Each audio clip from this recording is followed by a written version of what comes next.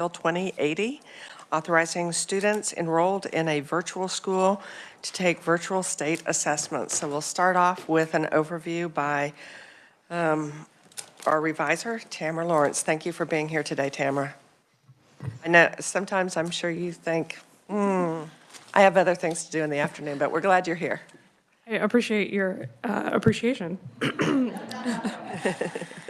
House Bill 2080, as amended by House Committee, would authorize any full-time virtual student that is required to take a statewide assessment to do so in a virtual setting. Current policy is that virtual school students take these assessments in person. The bill would provide certain requirements for the virtual assessments taken by those full-time virtual students, including the requirement that assessments would be provided at an assigned date and time, administered during a synchronous assessment by a virtual school employee, and be the same assessment administered to students enrolled in a virtual school but taking the assessment in person. The student would be monitored via camera and would not be allowed to exit the assessment platform until instructed to do so. And the device used by the student would have to have browser lockdown software enabled, and the completed assessment would be verified by the assessment administrator. Additionally, the bill would require that any costs incurred by the State Department of Education for the implements of the requirements of the bill would be paid from the department's funds for administering all statewide assessments, and the bill would take effect on July 1 upon publication in the statute book, and I'll be happy to answer questions. Committee, what questions do you have for the reviser? Senator O'Shea. Excuse me, Senator Straub.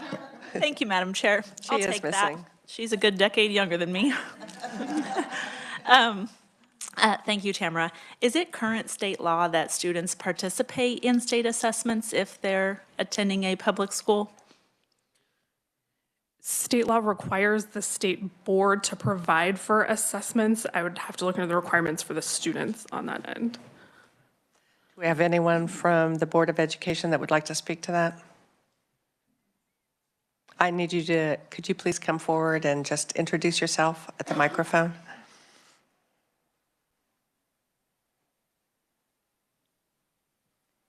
My name is Beth Foltz, and I'm Director of Career Standards and Assessments at the agency. And yes, that's true. All public schools have to offer assessments to all students. Of course, the parent always has the right to opt their student out, so we can't really have a law that would say the student is mandated to take the assessment. Okay, thank you. Did you have a follow-up? Okay, yes, Senator Sykes. And this may be for the person from the department as well. So on the virtual exam, for everything else that those virtual students, they take all of their other tests virtually. They don't have to go in person for anything other than the assessment. Is that correct? I have to defer to a virtual school for that. Okay, thank you. So we'll ask them when you just testify, you can clarify that. Senator Petty. And this might not be a question for Tamara, but so Tamara, that any costs incurred by the State Department of Education in implementing the provisions of this section shall be paid for from the department's fund for administering all statewide assessments. And so would that amendment then negate what was originally the fiscal impact of this bill? Or do we no longer have a current fiscal impact, do you know? I cannot speak to the fiscal note that was provided for the original version of the bill or any subsequent versions of the bill. Okay, I have one other question. What? Thank you for that. I wasn't sure if that would be something you could answer or not. In section 4, no, I'm in letter 4, I'm sorry, it's section 1, on the first page, it says that if the platform does not allow for integrated camera proctoring, the student shall use 2 devices during the assessment. Could you elaborate on that particular part of the bill? Yeah, so I think what this is saying is the student has to be monitored by a camera. If the student's computer equipment does not have a camera built into it, the student would have to have secondary equipment with a camera. So they would have to have basically 2 devices, one that allows them to take the assessment and then the secondary device that would allow a proctor to monitor them. So the camera that's recording them would then be, and I remember that this bill speaks to the monitoring, or no, it doesn't. Maybe it was the footnotes that did. So that the monitor or the person monitoring would be able to see them at all times? Would this be correct? The bill just states the student shall be monitored by the assessment proctor for the duration of the assessment. Thank you. Okay. Senator Warren. Thank you, Madam Chair, and thank you for having me sit on the committee today. I appreciate that. Is there a kept recording of the monitoring? Meaning, is the video that's created during the monitoring, is that kept, or is that discarded and erased after the testing is completed? Is that in the bill? That's a great question. That is not in the bill. The bill does not contemplate what happens to that after the completion of the assessment. Thank you. Thank you, Madam Chair. Seeing no further questions, thank you so much. So first up, we have for proponent oral testimony, Cassandra Barton. She's the head of school for Insight Schools and the Kansas Virtual Academy. Welcome back to our committee, Courtney, or Cassandra. Sorry, Courtney's after you. Thank you very much. Madam Chair and members of the committee, thank you so much for your time today. I appreciate the opportunity to be here to advocate for the Kansas students and families that I serve. I am the head of school of Insight School of Kansas and Kansas Virtual Academy. Both are full-time public school options authorized by USD 230 Spring Hill, Kansas. I am pleased to be here today to speak in support of House Bill 2080, which would allow our virtual students to take state assessments virtually. As it happens, it is prime state assessment season. In 2 weeks, we begin our biggest state testing window of the school year. I will have all of my staff helping with logistics and proctoring of the Kansas summative assessments. Those are the assessments that are required to be taken by all 3rd through 8th grade, 10th grade, and 11th grade students in the state. We have secured 14 locations across the state that we will use for in-person testing sites, the majority of which are hotel-like meeting rooms and ballrooms. And we'll be working to test about 950 students in person this year. Each year, we start sending out communications early in the spring semester to families, and we get a variety of responses back. I wanted to share just a few of the responses I received this year with you. One learning coach responded, "My student will not attend due to the mental and emotional distress it causes him to be in a classroom setting." Another one said, "I am not comfortable with my kids testing on site because of their severe asthma. They are very sickly kids. That's why they go to school online." Another one said, "My student has extreme anxiety and does not do well when taken out of her normal routine and safe places. I foresee several issues if she tests in person." And then another said, "My student is not going to be able to make it. I don't drive and I don't have anyone to drive him." As you can gather, in-person state assessments cause our families and students some stress and anxiety. It's not what's best for our virtual students because it presents our students with additional obstacles that are not present for their brick and mortar counterparts. Virtual students have to test in an unfamiliar setting.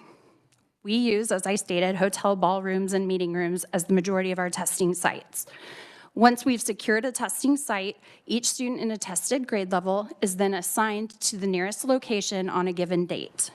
We work to assign everyone, both staff and our students, to the nearest site, but there is going to be some travel involved for quite a few people.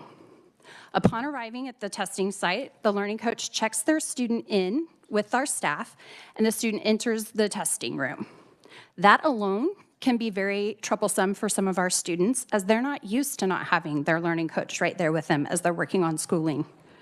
This change from their usual school setting is abrupt, and it can be a very big distraction for them. Because we assign students based on their physical location, they may or may not know the other students in their testing room with them. And the same goes for the staff that are proctoring them. They may not have the staff that were nearest to that site may not be the ones they work with on a regular basis. Our virtual Students who are used to schooling in their own homes or some other familiar setting with familiar people are forced into a new location, many times with peers and staff that they do not interact with regularly. And of course, this causes stress and impacts their ability to perform to the best of their capabilities. Virtual students must also complete testing in a manner that differs from their brick and mortar counterparts. The State Department of Ed gives us a testing window. This year, it's March 20th to April 28th. In the brick and mortar, students can take maybe a test a day. They can spread it out over several weeks that are within the window. But because of all the logistics involved for virtual students and getting to an in-person site, we're not able to do the same for our kiddos. Instead, our students show up on their testing date and they take all of their assessments in one day. We know this isn't ideal. It's very daunting and can be mentally fatiguing for the students, but we also know that it's not possible for the families to return to an in-person testing site multiple times throughout a testing window. It's safe to assume that testing in this manner impacts some of our students' scores and that they would likely have more success as well as more accurate outcomes if they didn't have to complete all of their tests in one day. Virtual students and families are also impacted by testing days. Our learning coaches have to arrange transportation to and from the testing site for their students. A lot of times this can mean a parent or learning coach has to take the day off of their job to transport their students. If our families share one vehicle, they have to figure out rides to work and then free up the vehicle to get them to testing. As you heard in one of the examples, we have learning coaches that don't drive, so they have to find someone to transport the student for them on their behalf, or as in the example, they just opt out or refuse to present their student for testing. The cost of gas is also a factor for our students to get to the testing sites, and depending on how far away they are, cost of meals can also impact a family on a testing day. I understand that test security is a concern, but I feel like House Bill 2080 does address that. The students would take the assessment from the computer that they use for schooling on a daily basis via the same system as they do right now, which is called KITE. KITE locks down the system so that no other programs may be opened once you're in the KITE system. We could do a variety of things, but we would schedule likely synchronous sessions in our learning management system where the students would know what days and what times they have testing over the testing window. We could even label them so they know what subject they're doing that day. And then the synchronous sessions could be held on the platform that we use every day, which does have the capability for our staff to see the students via webcam and also for that live session to be recorded. Testing, of course, would be done in small groups. We pretty much do that anyway in the in-person style we do right now. And the staff would be, or the students would be assigned to be proctored by a staff member that they work with regularly, and they would test with peers that they see in their live sessions on a regular basis as well. And of course, we would require that students be on camera for the full testing session. Our students, families, and our staff are not new to online testing. Our virtual students do all of their coursework and other testing virtually. They don't have to do anything else in person other than these state assessments. We've been administering our growth assessments over the last probably 5 years, I'd say, virtually as well. So we did MAP, the NWEA MAP, and now we're doing FastBridge, all virtually. Our families do understand the importance of test security and student autonomy when they're taking the assessments. They would appreciate us being given the opportunity to have their students complete testing virtually, and I know that they would help us ensure that there is a secure testing environment in their home or from whatever site the student's going to be at on their testing days. Virtual students being assessed in a virtual format would be best for them. It would allow them to test in a familiar environment where they're comfortable. It would reduce distractions and stress and anxiety, and it would give them a better opportunity to do what we ask them to do, which is show what they know, show their knowledge and what they understand at that point in the year. Again, thank you for your time and consideration of this bill. I really appreciate your support of this great state's virtual student population, and I will stand for any questions at the appropriate time. Thank you. Okay, committee. Courtney Lohman, trained educational advocate for children in the state of Kansas, did submit proponent testimony. So Cassandra, if you can just come right back up, because we're ready for that question and answer session. Okay, so we did perfect. already have a question that if you want to go ahead and address that question that was asked before you spoke. Yes, everything is done virtually as far as assignments, quizzes, tests, et cetera. Okay, committee, what other questions do we have? Senator Petty.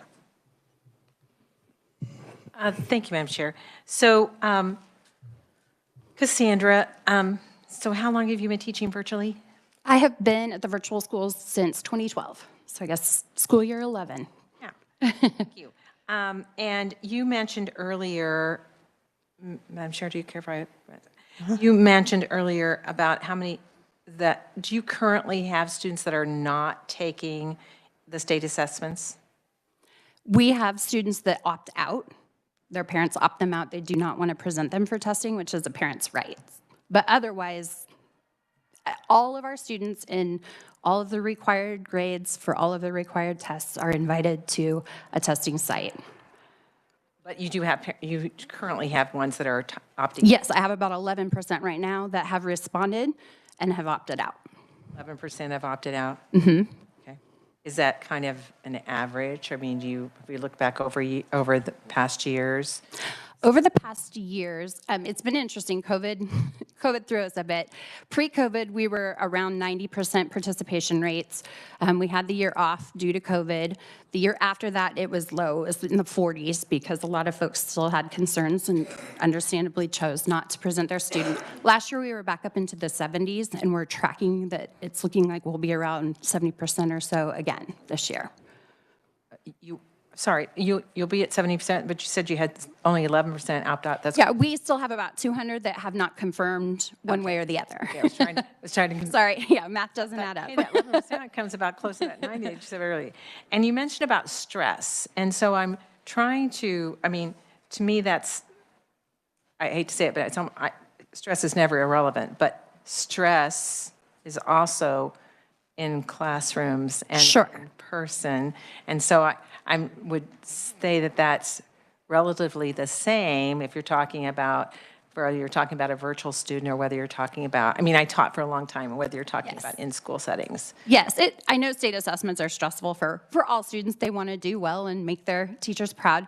I think it's a heightened level for us. So for example, every single year that I have been with the virtual schools and we've had testing, at least one site will call me because we have a kiddo on site that won't get out of the car or won't come into the building because they're just so anxious and concerned about the change in their routine, the setting, whatever it may be. And then we have to determine, usually I get on the phone with the parent that's with them or whoever brought them, and we talk through some different options, see if we can get the student to walk in or not. We have some parents who are concerned, and I've heard from a few. In fact, I just had a phone call yesterday with one. Their students might be at risk of fleeing, and so they're very concerned about having them in a new location, especially, at the Holiday Inn Express down the street or in a couple towns over.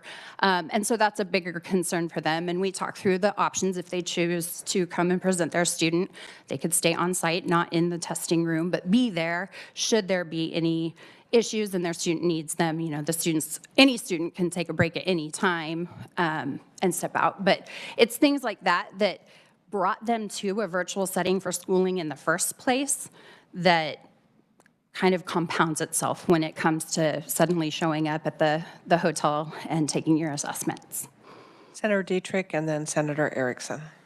Thank you, Madam Chair. So thank you for being here. Thank you for having Certainly me. appreciate the work that you're doing with virtual students.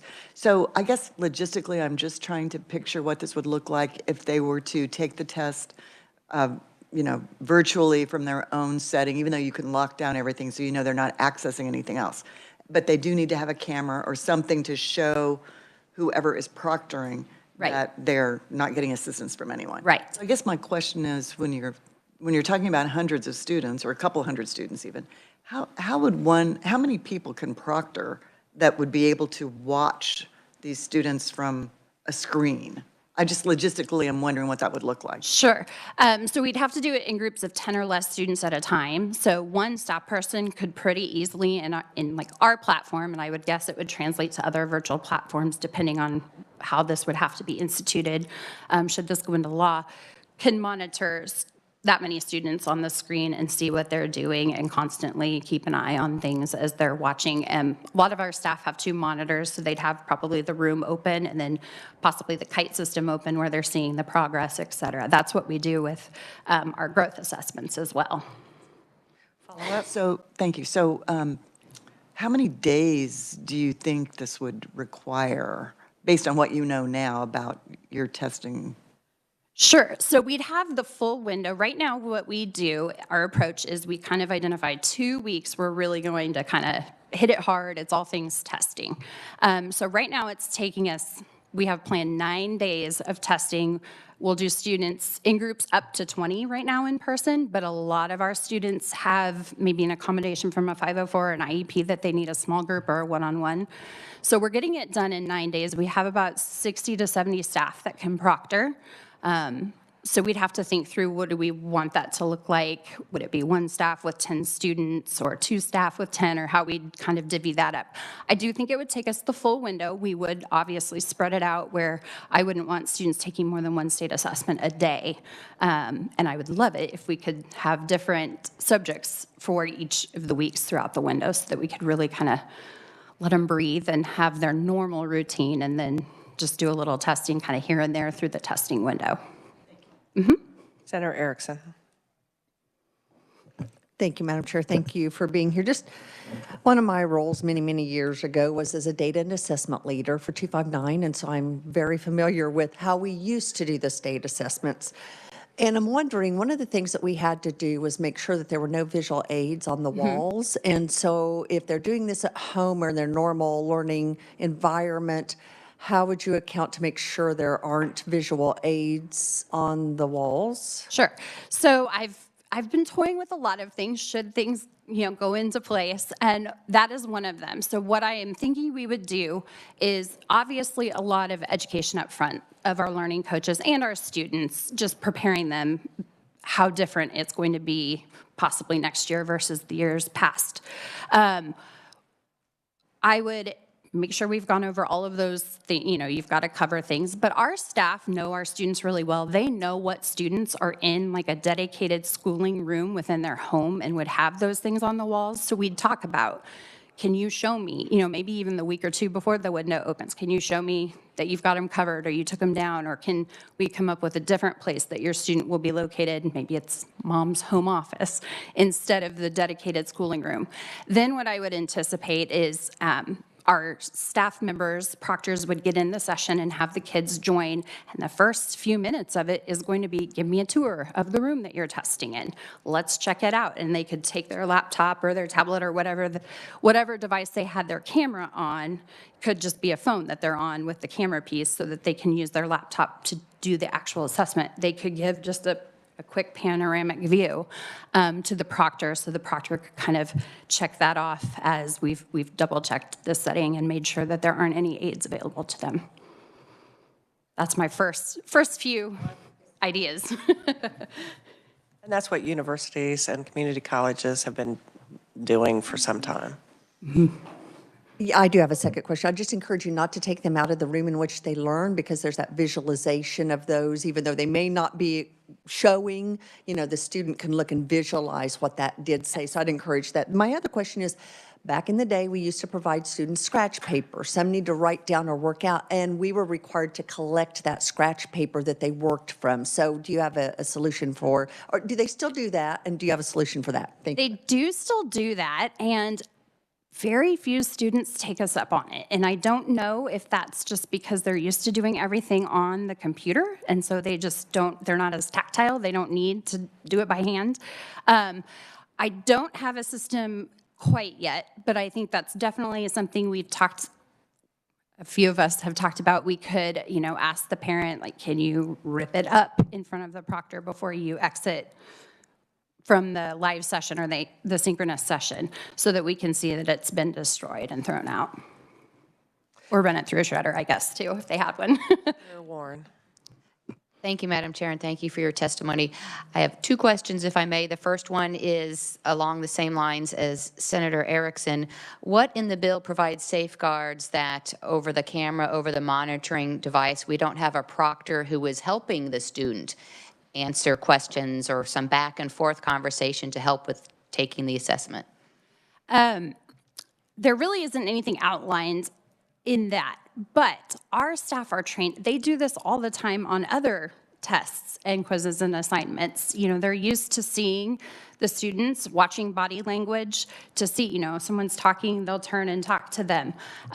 You'll see a lot of times when you join our little sessions, you'll see the shoulder of the parent that's sitting next to them, helping them. So we would just be very upfront with our learning coaches that they cannot be in the room. Like they may have to be there to help get the text set up. Like that's a little complicated for third grade to get a camera going and get the assessment open, but then have them exit the room. And when, at that point, we could have the student maybe do the tour of the room so we could ensure no one's hanging out in the But corner. I mean the proctor who's supposed to be monitoring, if the proctor, instead of only monitoring, is providing help on Oh, I see what you're saying. taking the test, like, oh, you don't, let me help you with this. Well, I think I guess I hadn't even thought of that because they don't worry about it. Our staff go through the training each year on how to proctor, and so there's like basically a list of do's and don'ts.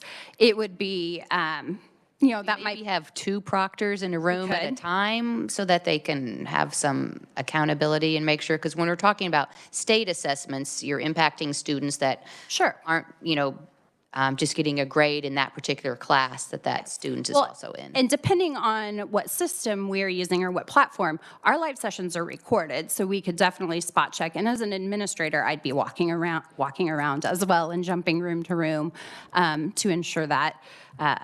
And they, all public school staff sign off that they won't be giving any sort of extra help to any students. They won't read anything aloud that they're not supposed to. There's all kinds of training pieces on that because that could happen in how we're doing it right now as well. And just to follow up to my question earlier to the revisor, what's done with the recordings of the monitoring of the tests? I think that would depend on like what system we're supposed to be using. Should this go into effect? And I'm sure we'd then receive guidance from KSDE. For our purposes, they would be saved, and they'd be there in, I guess, the vault of recordings if we would ever need them down the road. Thank you, Madam Chair. The question is, in our schools, students are taking the test online. Yes, everybody's doing it And we are online. not recording what happens in that classroom with the teachers that are administering or the students that are taking it. No, that's true. So I think at some point, just because a student is a virtual student, what we're trying to do is eliminate the barriers and requiring students and their families to travel, spend the night in some occasions, to take all the tests in a way that we're not doing that for students that just ride the bus or just walk to school. I have Senator Sykes, and then I have Senator Petty. Thank you, Cassandra, and thank you for answering my first question. Sure. And my second, you talked about renting the hotel ballrooms and things like that. Who is paying for that cost? Is it the virtual schools? Okay. Yes, the virtual schools pay for that. And then did I hear you say you also have to rent laptops and things? Yes, we do right now. Years and years and years ago, we'd try a bring your own device, and you can imagine how that works out. So we rent the computers. That way we can ensure that Kite's downloaded on them before the students arrive, and that we don't ever have anybody forget their computer, et cetera. Okay, but you are. The school pays for that too. School pays for it. Thank you. Yep. Senator Petty. Thank you, Madam Chair. I have 2 questions. Did this bill come from you? It didn't come from me, but I definitely did testify when it was on the House side as well. Do you know where it came from? I mean, the virtual school collaboration, I think, had something to do, and then I happen to have connections and can start working with different legislators. So I had a hand in it, but it wasn't me bringing it forward. Does that make sense? I think we could ask the reviser right now, is there anyone, was it introduced as a committee bill? Yes, Madam Chair, it was introduced as a committee bill, and it was requested for introduction in the House committee by Representative Thomas. Okay.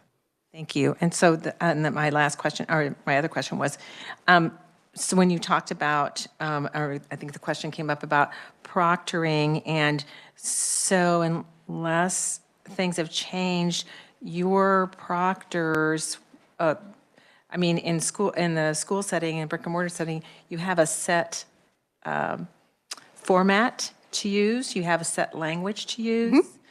So it's not, it's not like it's, I, as the proctor, would be saying something that not every other, if we were all proctors in here, that we're all supposed to be following the same verbiage. Isn't that correct? Isn't that what you're doing currently? Yes, we use the verbiage in the examiner's manual.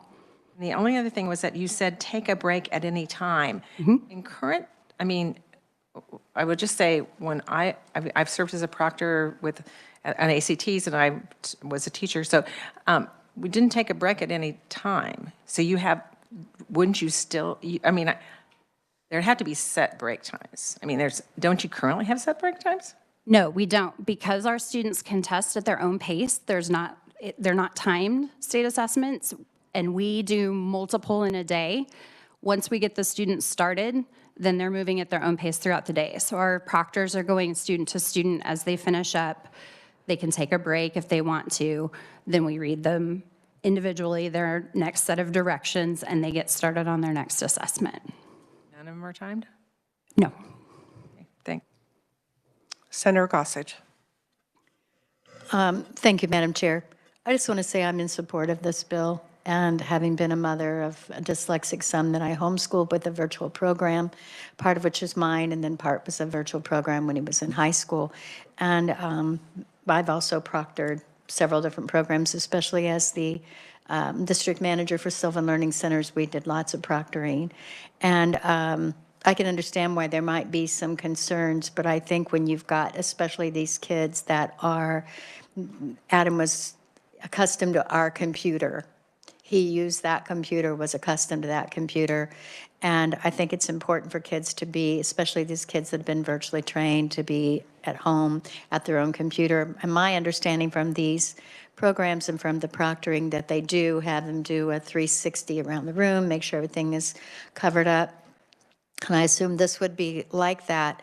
And I just think this is something that's long overdue, and I'm pleased to hear that we're doing it. Thank you very much. Yes, Senator Straub. Thank you, Madam Chair. Well, as a parent of virtual school students, and this is, I think, my 16th year in doing so, I gladly took my children from Ellenwood all the way to Baker University campus on Rock Road, numerous years in a row, to do state assessments. It was somewhat cumbersome to pack up all three of my children and do that, but willingly did so. So that's not my big concern, although I can see how this would be very helpful to families that don't have the means or the access to do that easily. My bigger concern is, and this has probably irked me for just as long as I've been virtual schooling, what do we do with these assessment scores once you receive them? Because never once in all 16 years of doing this have I ever seen the questions on the exam, nor have I ever seen the questions that my child got right or wrong, which I don't believe that the instructors do either. We don't. Which is a huge problem. In the classroom, you have no idea what the questions are. Right, and you just get this like group of standards, polynomials or whatever it may be. Yes.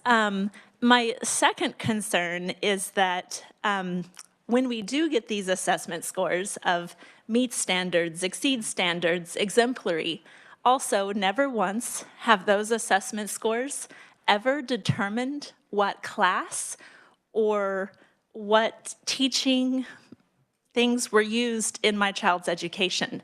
So it's extremely frustrating to even for me to talk about state assessments. And thirdly, our Kansas state assessments are not given to any other students outside of Kansas. We are only comparing Kansas students to Kansas. how do we know where we sit on a nationwide level, let alone the world platform? So anyway, thank you. I'll get off now. Thank you very much. And Cassandra, I don't think that you have to be here to defend the state assessments, but thank you for your answers for all of the questions that we had on this bill. And so I am now closing the hearing on House Bill 2080. We're now going to move forward on our hearing for House Bill 2322, revising the definition of children with disabilities for purposes of providing special education to replace emotional disturbance with emotional disability. And so, Tamara, if you can give us that brief overview on this bill, that would be helpful. Thank you, Madam Chair. House Bill 2322 would change the term emotional disturbance to emotional disability in 2 Kansas statutes. Currently, the definition of children with disabilities in the Kansas Special Education for Exceptional Children Act and the Federal Individuals with Disabilities Education Act, or IDEA, includes the term emotional disturbance. House Bill 2322 would change the name of that disability to emotional disability in state law. You can see that on page 4 in line 12. The bill would further define emotional disability, also on page 4, to mean the same as emotional disturbance is defined in the IDEA. So this amendment would only change the category label, not the actual categorization of those students with that particular disability. Additionally, the bill would make a similar amendment to the definition of individuals with disability in the act that provides for transition planning services for individuals with disabilities. The bill would take effect on July 1, and I will be happy to answer any questions. Committee, do we have any questions? Senator Petty, and then Senator Dietrich. Tamara, does this proposed change of replacing emotional disability with disturbance, with replacing emotional disturbance with emotional disability, does this have any conflict with federal law? That's a great question, and which is part of the reason why you can see at the bottom of page 4, we include the definition of emotional disability to mean the same as emotional disturbance is defined in the IDEA. So that way, just because we're using this term, it would still have the same meaning as the meaning of emotional disturbance in federal law. Thank you. Senator Dietrich. Thank you, Madam Chair. And so was the original purpose of bringing this forward just so we could align ourselves with federal law? This would unalign us with federal law. Unalign us. I'm sorry. Thank you. Yeah. So may I? You may. Is it really for the reviser or is it for the proponents? May I, without me having to look it up, may I ask how this passed the House? Do you have the vote count? It did. It passed the House on a vote of 120 to 2 with 3 absent. Thank you. Thank you. Thank you. Oh, I bet the proponent know the vote also, but thank you very much. I'm not seeing any further questions, so thank you. At this time, we welcome Timothy Graham, Director of Government Relations and Coalitions for the Kansas National Education Association here. Thank you for speaking as a proponent. All right, thank you, Madam Chair and members of the committee. I'll be quick. We appreciate the fact that we're going to change this outdated and undignified and even offensive reference to people with disabilities. When we do that in law, it's always a good thing, so we support that. One of the reasons we flagged it was for the same question you asked, the same question that Senator Petty asked, and we've been, through the hearing on the House side, we've been satisfied that, as Tamara said on page 4, line 12, that this will not interfere with any bringing down of SPED money from the federal government. So we're good with this bill. We appreciate the opportunity to be in support of this bill, and we just wanted to stand back up and make sure that that portion of the bill is not amended in a way that would cause an unintended consequence. Okay, thank you very much. We have proponent virtual. We have Leah Henderson, licensed master social worker, serving as an autism and behavioral specialist from the Central Kansas Cooperative in Education in Salina. Leah, are you with us? Yes, ma'am.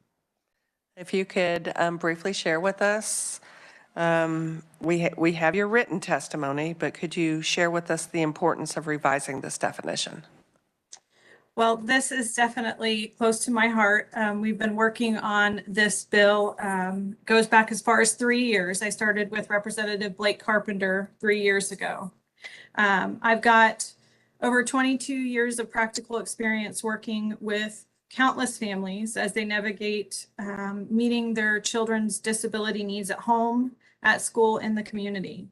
And during this time, I've learned that one of the most controversial and burdensome labels to encounter for special education teams and parents alike is emotional disturbance. Research shows that negative connotations are not only present in the public arena, but in education as well. Quite simply put, the stigma is far-reaching and it's very detrimental to our children. Children identified with an emotional disturbance are treated differently. Administrators in the field of education are often more readily able and willing to place children with the emotional disturbance label in more restrictive environments. And that compounds placement by failure to provide access to appropriate and related services like counseling and social work and psychological services. This, quite honestly, goes against the very fabric of what special education was designed to be, which is specialized instruction provided in the least restrictive environment possible. We also know that gender inequalities and biases are ubiquitous under this label. The majority of students classified with emotional disturbance are male, and special education teams demonstrate pronounced difficulty in identifying females with emotional disturbance, particularly those who appear withdrawn as they worry about placing them in classes with aggressive male counterparts.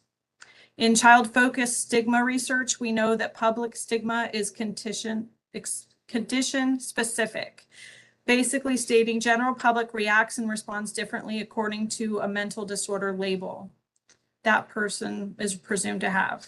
I've watched firsthand as parents weigh the consequences of labeling their child with an emotional disturbance or securing much needed educational support for their child, or continuing academic failure for fear of stigmatization, isolation, and discrimination. I have literally sat with parents as they share statements with me like, "I'll just never tell my child that they were labeled with an emotional disturbance," or as we more commonly call it, emotionally disturbed. I have sat in a room with special education teams as we pored over countless testing results in an attempt to discover an alternative eligibility criteria to emotional disturbance, in an effort just to avoid the pain of sharing those findings with parents. We live in a time where information is at our fingertips. We're inundated with news briefs, social media, countless search engines, and a simple search of emotional disturbance or emotionally disturbed warrants very unsettling findings. There's a special education lawyer, Lori Aarons, stating on her personal website that, and I quote, "the root cause of school shootings is emotional disturbance." A 2017 article in the New York Times declares a quote, "shooting of an emotionally disturbed man" in their headline for an article of an officer-involved shooting. The undeniable fact is this: our society views the words emotionally disturbed and emotional disturbance with not only fear, but condemnation. Just imagine if you were a parent, a grandparent of a child diagnosed with an anxiety, obsessive compulsive disorder, or even an eating disorder. Would you be comfortable consenting to label emotional disturbance? As I stated earlier, my efforts to change this label have spanned 3 years.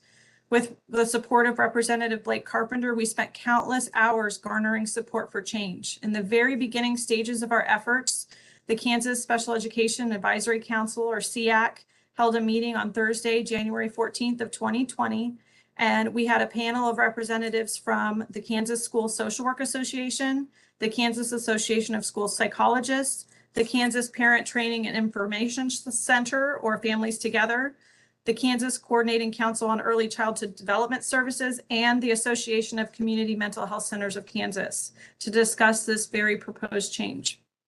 It was at that meeting over 3 years ago that it was decided the term emotional disturbance should be changed to emotional disability. Sadly, after all of our efforts, COVID halted our our dream. And at that point, we had 118 yays. So we have garnered a couple more this year. And it actually died on the floor in March of 2020. Now, when we began this journey before the pandemic, according to 2023 Industry Outlook Report for K-12 mental health, 1 in 5 children ages 3 to 17 had a mental, emotional, developmental, or behavioral disorder. 1 in 5. The same report notes that during the pandemic, 37% of high school students reported poor mental health. 44% had feelings of sadness or hopelessness, and 1 in 5 seriously considered suicide, and nearly 1 in 10 attempted suicide.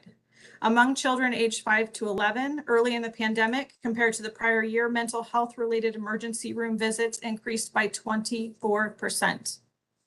Now more than ever, we must stop the stigmatization of mental health. Now more than ever, our children need to be protected from the labels that can hinder their access to appropriate education and make them targets based solely on a diagnosis. The state of New York was on the same path we were 3 years ago, and in March of 2022, they passed a bill to change the eligibility label from emotional disturbance to emotional disability. As of July 2022, 23 states have legally changed their terminology, and 13 of those use emotional disability or serious emotional disability. I am here today as the face of anxiety and panic disorder. I'm compelled by my passion to improve the fields of mental health and education, and I'm once again proposing that Kansas state law change the special education eligibility label emotional disturbance to emotional disability. It's my continued hope that parents will never have to choose between special education support for their child and a life-changing label. Thank you. Leah, thank you so much for your testimony today. Committee, we've heard our proponent testimony virtual and in person. We do have 2 pieces of proponent written only testimony from the Kansas PTA president, Patty Zurich, and then John Smeaton from the Kansas Association of School Psychologists. There is no opponent testimony. Are there questions for either Mr. Graham or for Ms. Henderson? Seeing none, I would say that your testimony was that compelling. And so please know that our intention is that at this time we will close the hearing on House Bill 2322. And committee, it is my hope that we can work on these bills tomorrow.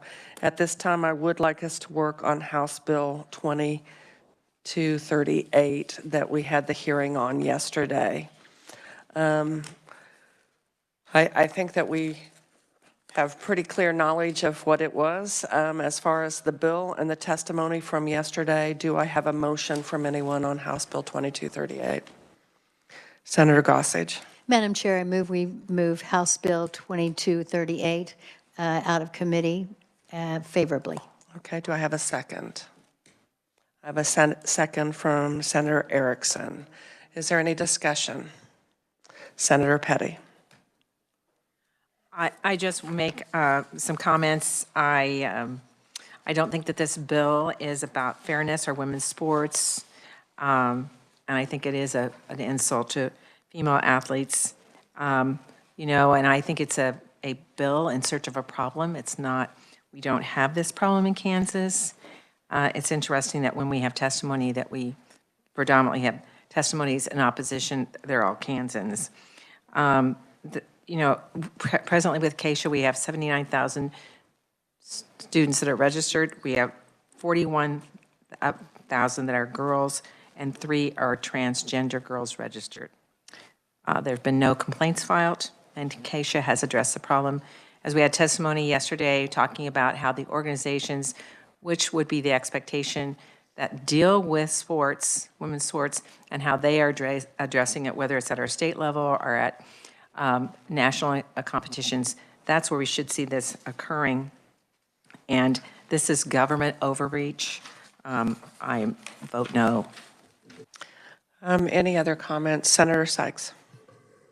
I agree. We are not the experts on this, and we've seen it with the different federations, specifically the Swimming Federation that has then opened it up for FIFA and track and all of these, so I think we should let them do this.